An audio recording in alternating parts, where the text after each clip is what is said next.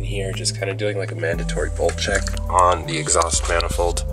A lot of the bolts like to get loose in here where the wastegate bolts up and all of that stuff. So I'm going through, checking that, making sure everything's tight, and yeah, just some regular maintenance on the car. So almost every bolt in the exhaust manifold was loose.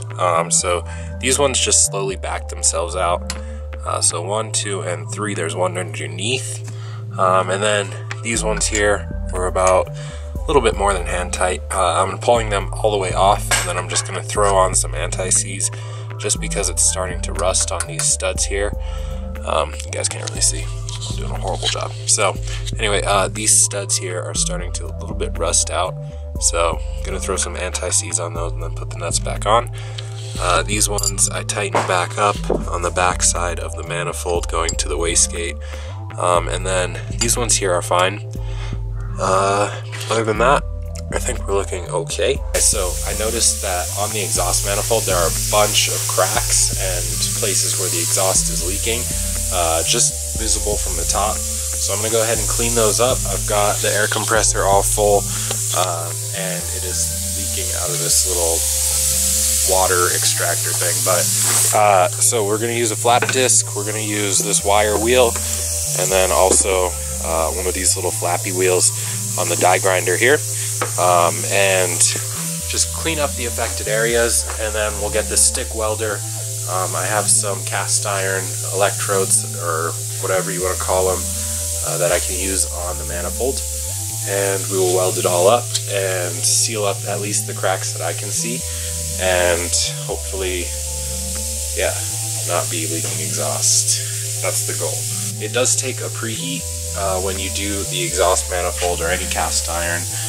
So what I'll do is put the car back together with all the intake pipes back on, let the car warm up on its own, run the engine for about like 15-20 minutes, and then we'll kill it, take all the exhaust piping off, or intake piping off, and then do the welding, clean it up again, and then we'll put all that stuff back together and let it run for a little bit just so it can kind of stay hot, get hot, stay hot, and hopefully the weld does not fail. So yeah, should be good.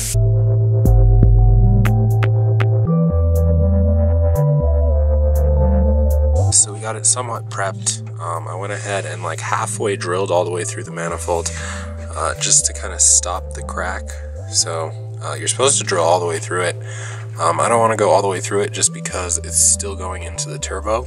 So I don't want to drop any metal shavings through the turbine of the turbo. So I'm just going to leave it like that.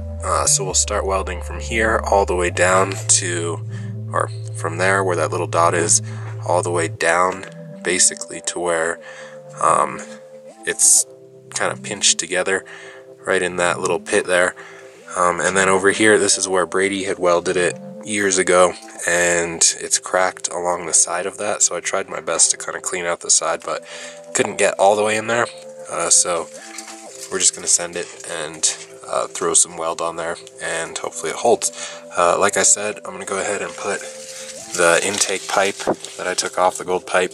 We're going to put that back on and connect it to the mass airflow sensor, and just warm up the car and take it all apart, and then weld it, and then put it back together and run it for a little bit, and then let it cool off.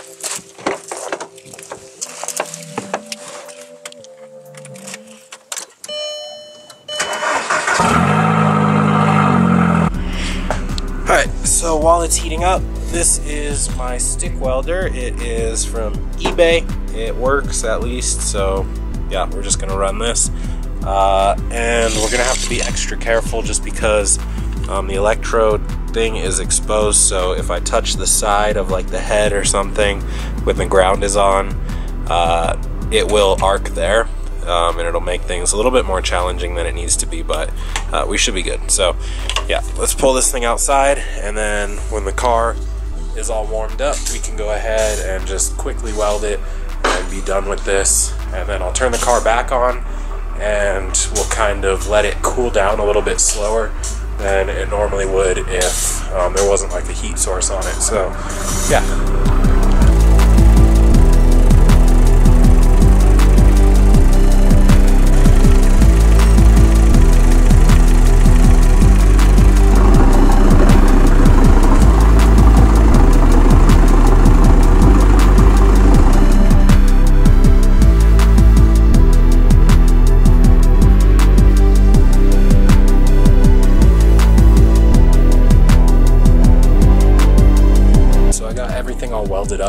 car, and everything's looking good. I went ahead and refilled this, so it's kind of leaking out a little bit. But yeah, so we got everything welded up as you guys saw, and ugly welds, but it managed to actually fill up the cracks. I welded, went through with the grinder, smoothed everything out just to make sure it was actually clearing up or cleaning up and filling in the cracks, so it was. And then I went over it again, did the same thing just to double check, make sure everything is going on and filling up the crack, and everything was good. Couldn't find the crack. And then the last one, I just left the bead how it was. So super ugly, but it works just as like a temporary fix. I know I'm going to take this thing off when we do the head, and we'll fully just weld it up, clean it up, make it look nice, and get all the cracks fixed on it, and no more exhaust leaks in the engine bay. So yeah, we're all good on that. I went ahead and checked the back side where that PVC nut was for the diverter valve, and everything was still tight. I put red Loctite on that, as well as some black RTV, just to kind of hold it in place and make sure if it did start to spin, RTV would catch it and not let it spin.